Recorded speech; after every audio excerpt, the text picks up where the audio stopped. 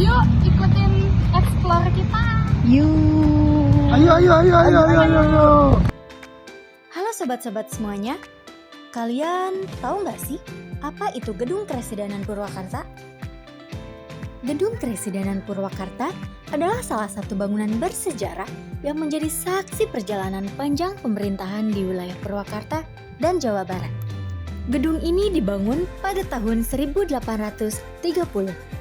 Tahun tersebut diakui sebagai tahun berdirinya Gedung Kepresidenan Purwakarta. Pada masa kolonial Belanda atau masa kompeni, gedung ini berfungsi sebagai rumah jabatan sekaligus kantor residen. Residen adalah pejabat pemerintah Belanda yang bertugas mengatur jalannya pemerintahan di wilayah Karawang, Purwakarta, dan Subang. Karena itu, gedung ini menjadi pusat pemerintahan penting pada zamannya.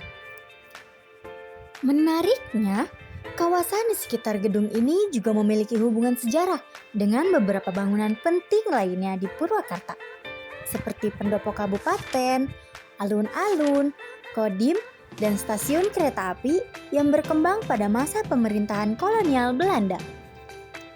Seiring berjalannya waktu, gedung ini tetap digunakan pada masa transisi kemerdekaan hingga Indonesia merdeka. Salah satu peristiwa penting yang pernah terjadi di sini adalah kunjungan Presiden Soekarno pada tahun 1966 dalam rangka peletakan batu pertama pembangunan waduk di wilayah Purwakarta. Pada tahun 1962, sistem kepresidenan mulai dihapus. Setelah itu, fungsi gedung mengalami beberapa perubahan. Gedung ini pernah menjadi kantor pembantu gubernur wilayah 4, Jawa Barat. Kemudian, menjadi kantor Bakorwil atau Badan Koordinasi Wilayah 2, Provinsi Jawa Barat.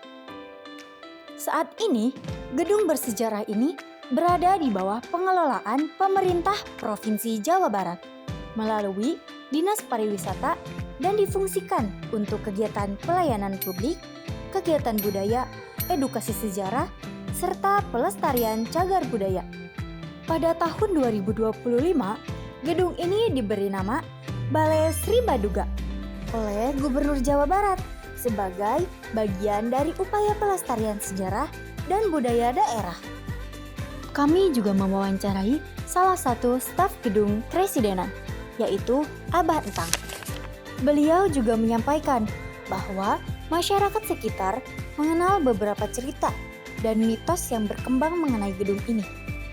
Namun, terlepas dari berbagai cerita tersebut, yang paling penting adalah nilai sejarah yang tersimpan di dalam bangunan ini sebagai warisan yang harus dijaga bersama. Itu aja nih penjelasan dari kita. Puas kan? Puas kan? Udah.